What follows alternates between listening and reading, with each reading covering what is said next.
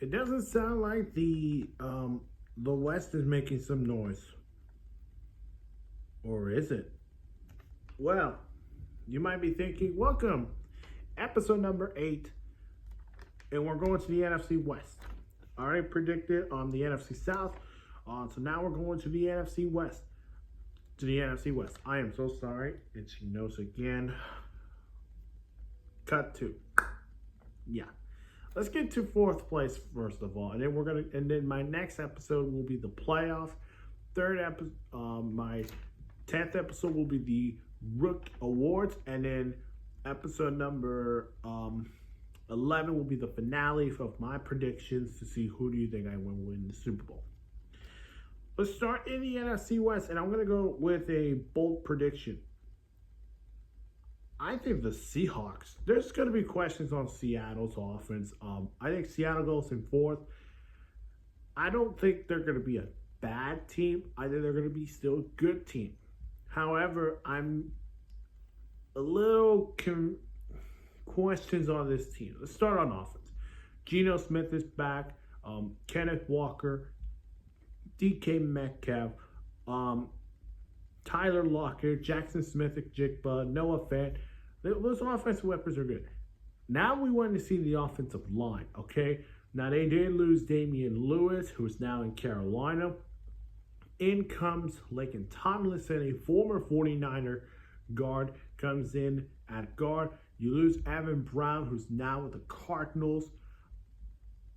I think what I want to see is this Seahawks offense going to be really that good under Ryan Gross, who was the former Washington offensive coordinator with Kalen DeBoer, who was going to join him in Alabama until then he decided to go in Seattle. I think Geno Smith is in the top 15 quarterbacks on my list. If you want to see my top 10 or 15 quarterbacks that I think they're good, give me some likes and I will do it. But I don't see Seattle's defense in this thing. Okay, offense is question mark. Defense is good. Byron Murphy, they drafted him. They did lose a pass rusher who's going to be out for the season yet again. Who else? You lose Bobby Wagner. Trey Dotson is going to come in from Terrell Dotson from the Bills. He's going to have to need to fill those shoes from Bobby Wagner. Jerome Baker, the former Dolphins linebacker, is replacing Jerome Brooks, who's now in Miami. Rashawn Jenkins comes in from Jacksonville. This defense has a lot of questions. Of course, I get it. They're going to be an 8-win team. I get it. I'm just thinking of what's this team going to look like as a team. Mike McDonald, I think, is a good coach. I think he's deserved this job.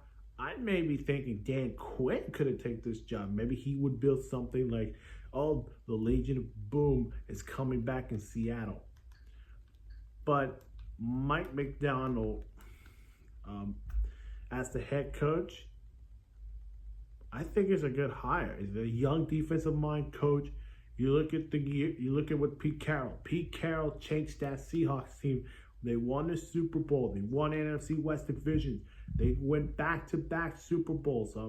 Won one and they lost one. They're looking to succeed to go back to the Super Bowl. And how you're going to do that? Well, get a coach younger than Pete Carroll's age and bring in a guy who can bring the success back in Seattle. And Mike McDonald comes in. And I think his staff is a really interesting coaching staff you can think of. Maybe with Raheem Morris, Dave Canales, Jim Harbaugh. Name those guys. So when it comes to worst scenario if Seattle's offense is not clicking and the defense is not going well, 5-12, maybe 6-11, maybe because their schedule's still brutal. Week 1, they're going to play the Broncos. We get it. They could probably win that game. It's a 50-50 game. But they still have to go up into the 49ers, the Rams, thinking of more improved Cardinals. And Mike McDonald's going to be challenged. I think this could be a rough year. It depends on how Geno Smith is going to play.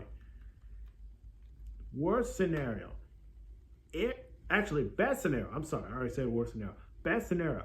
If Geno Smith goes back to the year when he won Comeback Play of the Year, and follow this with me, and Seattle is a legitimate playoff contender, I would put them in a 9-8 team. They're not going to be competing with the Rams they're going to have to compete with the Rams and Niners. They can probably sneak one game at each other. My prediction, and I think there's going to be a lot of haters in this one. I am 5-12. I still think the schedule is gonna come down to the schedule. Look at the games they could probably win. Maybe Chicago's gonna be probably an upset win. I just think this Seahawks team is gonna have questions on Geno Smith. How long he's gonna be the head coach of this? How long is he gonna be the quarterback for the Seattle Seahawks? Let's go to third place. And I think all of y'all are going to disagree with me. I think the Cardinals are great at improvement. Jonathan getting in his second season. Monty Austin for in his second season. I think Kyler Murray is the big question. He's going to be healthy. And here's what the offense looks like. Kyler Murray, James Conner, Marvin Harrison Jr., Michael Wilson. Who's going to step up at number 3? We don't know because Zay Jones is suspended. Trey McBride. This is a new offense. Of course, yes, again, Kyler Murray is going to be back healthy. That's going to be the question. Offensively, they could be clicking. They could win 6 games. But I'm thinking, what is this team going to look like on defensive side? They did add Billy Nichols, Justin Jones on the defensive tackle side. Sean Murphy-Bunting. I like the pickup of Max Milton from the draft. They're building a young team that could help succeed in Arizona. And where do you go with worst scenario? If this team goes the same team as last year, Kyler Murray yet again goes banged up again, and the defense is getting the same season as last year, this could be a 4-win team. And I will say this, Jonathan Gannon may be under pressure of his coaching job. But if this Cardinals team rise to the occasion, Kyler is soaring high, James Conner is 1,000 rushing yarder, Marvin Harrison Jr. is a Rookie of the Year candidate, and defense is bringing the juice on these games, I think it's a 7-10 team. I think the team will look really good. I think they're going to be a 6-11 team. Really improvement year. But all questions is, what are they going to need? Who's their next pass rusher? Remember, they did have a J.J. Watt. He's retired. Zach Allen is there. He's gone. They have to find a pass rusher. They did draft that with Darius Robinson, who is going to miss at least probably 4 games. I don't have that injury news, but we'll see. First place and second place. I think the Rams are going to go second place. I want to put the 49ers in this situation, but I think the Rams is the question. Offensively, y'all should know the offense, okay? Matthew Stafford, Kyron Williams. They did add Blake Corum in the mix. Cooper Kupp, if he can stay healthy. Puka Nacua. Tyler Higbee, who should be healthy. But this Rams team, this is a Rams team that a lot of people are excited about from last season. Of course, a lot of people doubt the Rams. But this year is a lot of expectations. With, of course, Aaron Donald is gone. So what did they do without Aaron Donald? You draft Jarek Verse, Braden Fisk. They did, of course, last year draft Byron Young, number 0.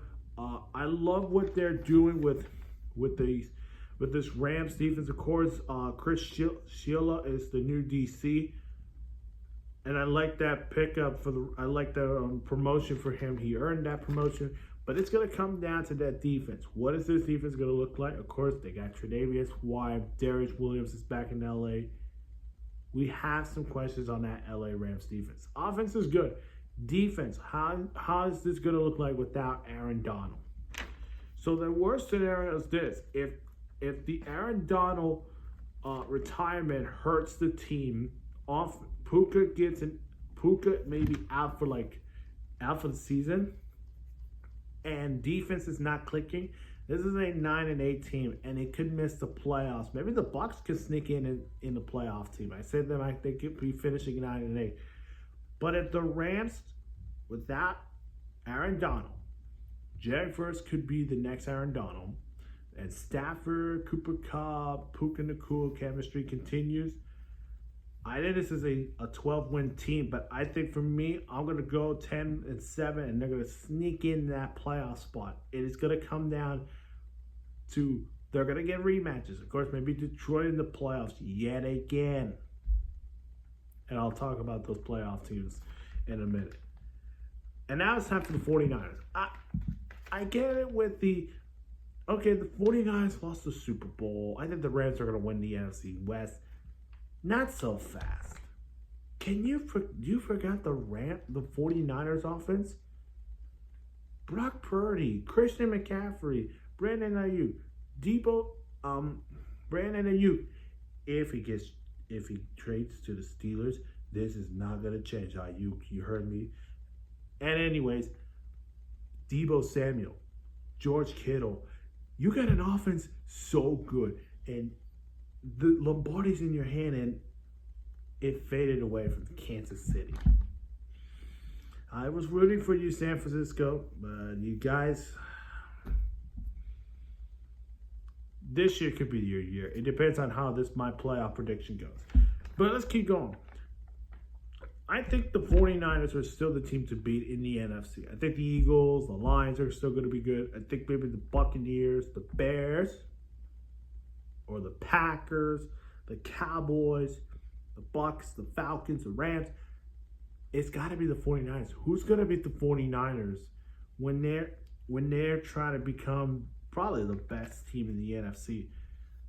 Defense is going to look new. Steve Wilkes gone. You get a new guy, Nick Sorensen, who's the new DC in San Francisco.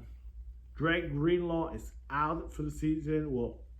We'll see how long he'll be out for this season. They did add Javondre Campbell in the mix to back up for Greg Greenlaw.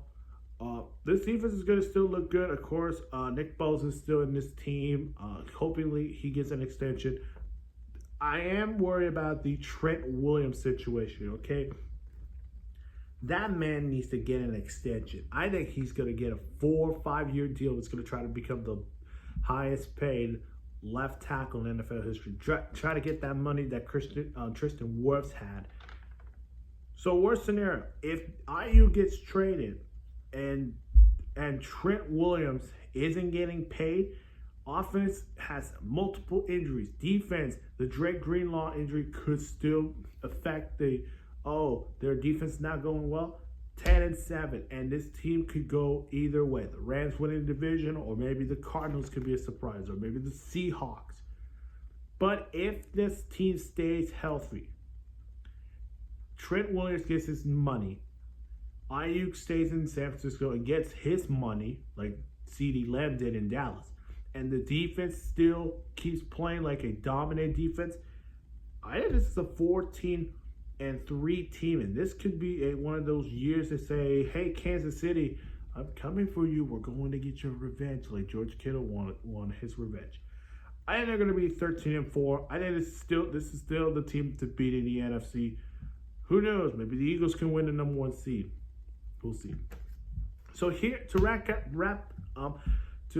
the playoffs, here are the playoff teams. Dallas, the 5th seed, taking on the 4th seed Atlanta Falcons. The 6th seed Rams take on the 3 seed Lions yet again. I know y'all want a new playoff game, but we can have these great playoff games. And then the Green Bay Packers, the 7th seed, taking on the 2 seed Philadelphia Eagles. How about that one? That could be a rematch of that Brazil game if the Packers lose. It depends on how it goes. So now my episode goes to the playoffs. Not in this episode, the next episode. So stay tuned, because you might blow your minds of who is going to win these playoff games. Again, hit the like button, subscribe to my channel. We'll see you guys in the next one. Bye-bye.